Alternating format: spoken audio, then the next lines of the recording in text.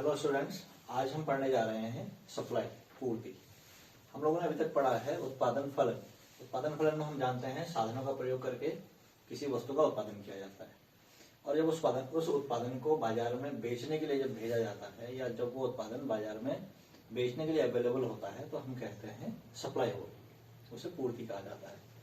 आप लोगों ने पूर्ति शब्द पहले भी एक बार सुना है जब आप दुर्लभता को पढ़ते हैं। हमने माइक्रो इकोनॉमिक्स का जो इंट्रोडक्टरी चैप्टर है उसमें हमने स्कैर्सिटी को पढ़ा है, दुर्लभता। दुर्लभता का मतलब हमने बताया था वहां पर कि दुर्लभता क्या होती है, जब कोई चीज उसकी डिमांड से या उसकी जरूरत से कम पड़ जाती है तो उसको हम दुर्लभता कहते हैं। कोई चीज दुर्लभ हो जाती है। हम दुर्लभता में पढ़ रहे थे कि जो डिमांड फॉर फैक्टर्स होती है वो demand of supply of factors से ज्यादा हो जाती है तो उसको हम दुर्लभता कहते हैं। यानी फैक्टर्स की जितनी डिमांड होती है उतनी सप्लाई नहीं हो पाती है, उतनी पूर्ति नहीं हो पाती है। इसका मतलब ये है कि साधन मार्केट में बिकने के लिए अवेलेबल नहीं होते, उसी को हम स्कैर्सिटी या दुर्लभता कहते हैं। तो पूर्ति के लिए भी हम यहाँ पर हम साधनों की पूर्ति की बात तो नहीं कर रहे हैं, लेकिन इस बात को साधनों की पूर्ति पर भी लागू किया जा सकता है। हम यहाँ पर बात कर रहे हैं वस्तु की पूर्ति की। किसी वस्तु की पूर्ति यानी हम इस वीडियो में पढ़ेंगे पूर्ति क्या होती है, पूर्ति का मीनिंग हम समझ जाएंगे और जब आपका चैप्टर ये टॉपिक जब क्लोज होगा तो आप पूर्ति के अलावा बाजार पूर्ति और व्यक्तिगत पूर्ति को भी समझ चुके होंगे। तो आज के हमारे टॉपिक में पूर्ति, सप्लाई, व्यक्तिगत पूर्ति, इंडिविजुअल सप्लाई और बाजार पूर्ति, मार्केट सप्लाई। पूर्ति होती क्या है? पूर्ति वास्तव में वस्तु की मात्रा होती है। वस्तु की मात्रा होती है ना, क्वांटिटी ऑफ गुड्स होती है।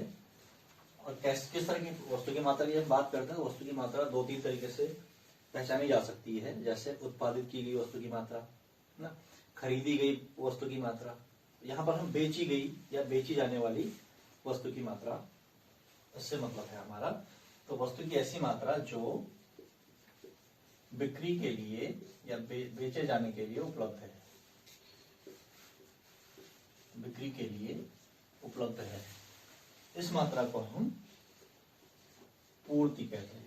वस्तु की इस मात्रा को पूर्ति कहते हैं। यानी वस्तु की वह मात्रा जो बेचे जाने के लिए उपलब्ध नहीं है उसे हम फिर पूर्ति या सप्लाई नहीं कहेंगे। ये एक आम आदमी के लिए समझने के लिए आवश्यक है कि पूर्ति की इस तरीके से उसके डिफाइन की जा सकती है उसके द्वारा। लेकिन अगर कोई स्टूडेंट है जो कोई इकोनॉमिक्स पढ़ने वाला कोई स्टूडेंट है या इकोनॉमिक्स जानने समझने वाला कोई व्यक्ति है तो वो पूर्ति को थोड़ा सा और अच्छे से रिफाइन करके थोड़ा और अच्छे तरीके से इसकी परिभाषा करता है कि जो वस्तु की मात्रा जो बेची जा रही है ये किसी कीमत पर बेची जाएगी, है ना, कोई ना कोई तय कीमत होगी, उस पर जो मात्रा बेची जाती है उसको पूर्ति कहते हैं। इस तरीके की बात करता है। और ये पूर्ति कितने समय में होगी, टाइम भी इसका एक महत्वपूर्ण फैक्टर होता है। तो जब अर्थशास्त्र का कोई विद्यार्थी या अर्थशास्त्र पढ़ने वाला कोई व्यक्ति, अर्थशास्त्र को समझने वाला कोई व्यक्ति पूर्ति की परिभाषा लिखता है तो या पूर्ति की परिभाषा करता है, बताता है, तो वह कहता है निश्चित अवधि में या एक अवधि में, निश्चित अवधि का तत्व इसमें आ जाएगा। निश्चित अवधि में दी गई कीमत पर, दी गई कीमत पर वस्तु की बिक्री के लिए उपलब्ध मात्रा, बिक्री के लिए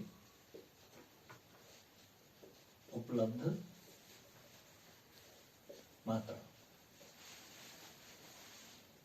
अब थोड़ा आपको क्लियर हुआ होगा।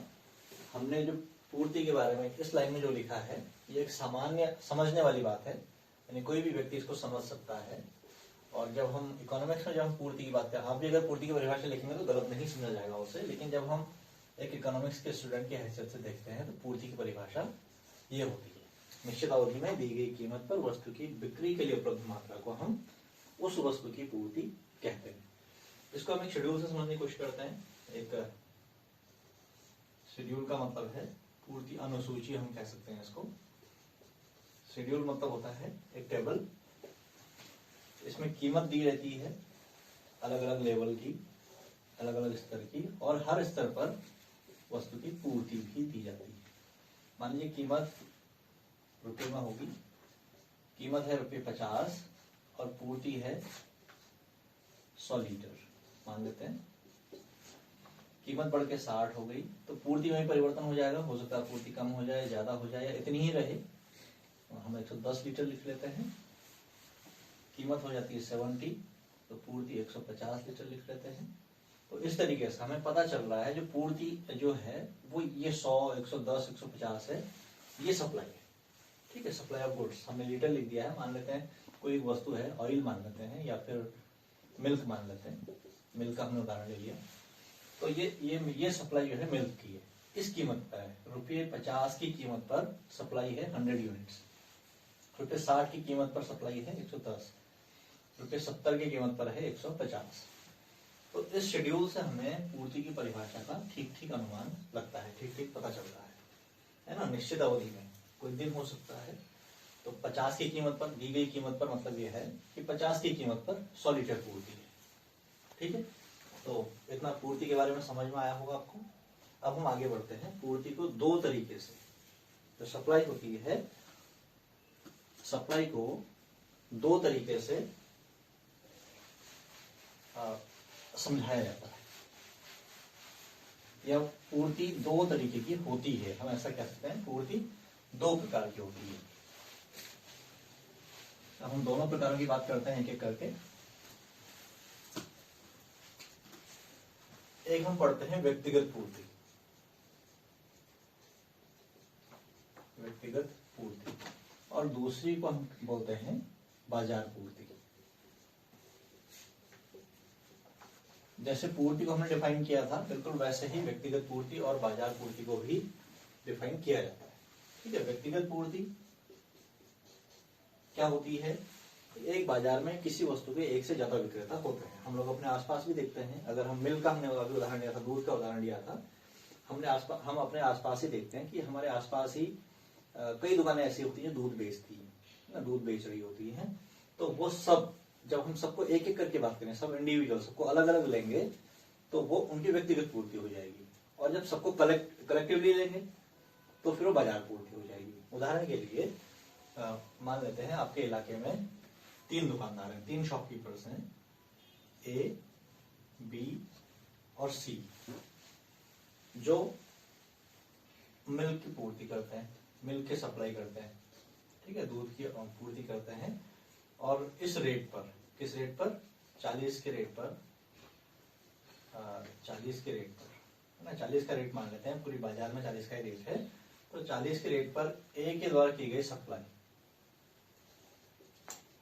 मान लीजिए 40 रुपए पर लीटर जब कीमत है दूध की, उस समय ए जो है सपोज 100 लीटर दूध बेचता है, बी 120 लीटर दूध बेचता है, और जो सी है वो सपोज 80 लीटर दूध बेचता है।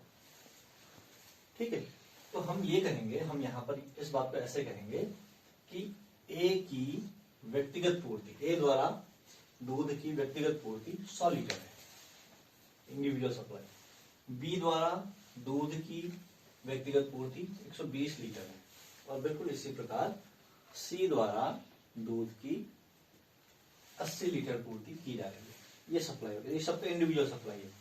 ये ए का इंडिविजुअल सप्लाई है, ये बी का इंडिविजुअल सप्लाई है, और ये 80 लीटर सी का इंडिविजुअल सप्लाई है। ठीक है, अब हम जब देखते हैं मार्केट में, क्योंकि हम ये मान के चल रहे हैं मार्केट में सिर्फ 3 सेलर्स हैं, 3 ही विक्रेता हैं, तो अब तीनों मिलकर कितना सप्लाई कर रहे हैं मार्केट में? सेम रेट पर 40 के रेट पर ही इसने 100 बेचा, इसने 120 बेचा, इसने 80 बेचा, तो तीनों का टोटल हो गया 300 लीटर। तो 300 लीटर जो है वो बाजार पूर्ति है। अब मेरे ख्याल से आपको थोड़ा क्लियर हुआ होगा कि व्यक्तिगत पूर्ति और बाजार पूर्ति में क्या अंतर है। एक विक्रेता जितनी मात्रा बेचता है उसको हम बोलते हैं व्यक्तिगत पूर्ति। दूसरा विक्रेता अकेले जितनी मात्रा बेचता है उसको हम कहेंगे दूसरे की व्यक्तिगत पूर्ति। तीसरा विक्रेता अकेले जितनी मात्रा बेचता है उसको कहेंगे हम तीसरे विक्रेता की व्यक्तिगत पूर्ति। लेकिन जब सब बाजार में जितने भी विक्रेता हैं सब मिलकर जितना माल बेचते हैं, जितनी वस्तु की सप्लाई करते हैं, उसको हम कहते हैं उस वस्तु की बाजार पूर्ति। तो इस तरीके से हम समझते हैं कि बाजार पूर्ति व्यक्तिगत पूर्तियों का योग होती है। किसी वस्तु की जितनी व्यक्तिगत पूर्तियां होती है बाजार में, अगर हम उन सबको जोड़ देते हैं तो हम कहते हैं कि वो उस वस्तु की बाजार पूर्ति है। तो आज इतना क्लियर हुआ होगा। और बिल्कुल ऐसे ही हम हाँ, एक चीज इसमें रह गई है, व्यक्तिगत पूर्ति अनुसूची। जैसा हमने पूर्ति अनुसूची बनाई थी अभी थोड़ी देर पहले, बिल्कुल ऐसे ही व्यक्तिगत पूर्ति अनुसूची और बाजार पूर्ति अनुसूची भी बनाई जाती है।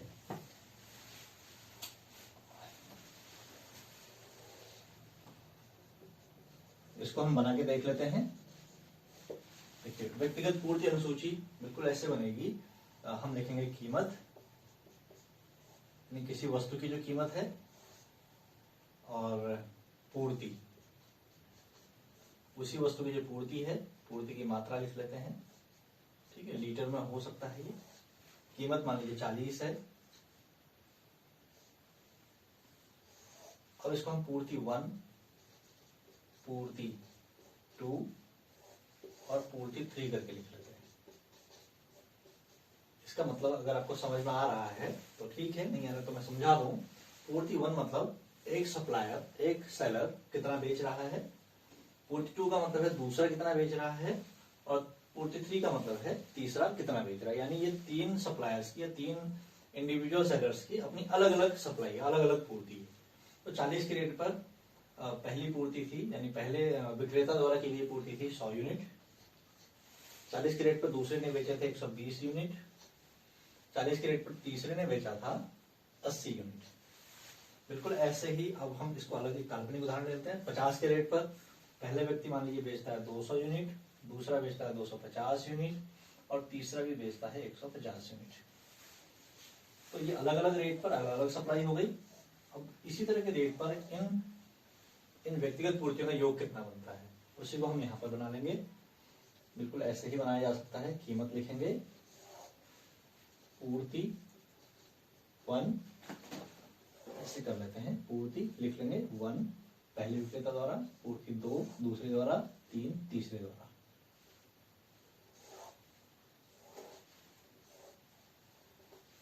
तो 40 के रेट पर 100, 120 और 80 हमने यहाँ पर लिखा हुआ है।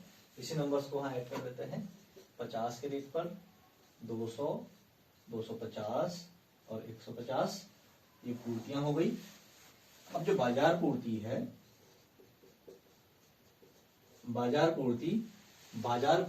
जो व्यक्तिगत पूर्तियां होती है उनका योग होती है। तो हम लिखेंगे 1 + 2 + 3, यानी पहला दूसरा तीसरा, इन तीनों को जोड़ देंगे तो 40 के रेट पर 100, 120, 80 300 हो गया, 300 यूनिट की सप्लाई होगी। और 50 के रेट पर 200, 450, 500, 600 यूनिट की सप्लाई होती है। ठीक है, तो जो ये वाला पोर्शन है इसको हम बाजार पूर्ति कहेंगे। ये इंडिविजुअल सप्लाई है, ये भी इंडिविजुअल सप्लाई है, ये भी इंडिविजुअल सप्लाई है। मैं सबको यहाँ पर दिखाने का मतलब ये है, सिर्फ इतने इसलिए दिखाया गया है ताकि आपको याद रहे कि बाजार पूर्ति इन तीनों व्यक्तिगत पूर्तियों का योग है। अदरवाइज यहाँ पर हमने लिखा हुआ है ये व्यक्तिगत पूर्ति है, ये भी व्यक्तिगत पूर्ति है, ये भी व्यक्तिगत पूर्ति है। ठीक है, तो आज इस वीडियो में आपको क्लियर हुआ पूर्ति किसे कहते हैं, पूर्ति अनुसूची क्या होती है, और व्यक्तिगत पूर्ति किसे कहते हैं, व्यक्तिगत पूर्ति क्या होती है, व्यक्तिगत पूर्ति अनुसूची क्या होती है, और साथ ही बाजार पूर्ति किसे कहते हैं और बाजार पूर्ति अनुसूची क्या होती है। ठीक है, आज के लिए इतना काफी है। अब अगला टॉपिक लेकर हम पूर्ति का ही अगला भाग लेकर हम अगले वीडियो में आएंगे। Thank you.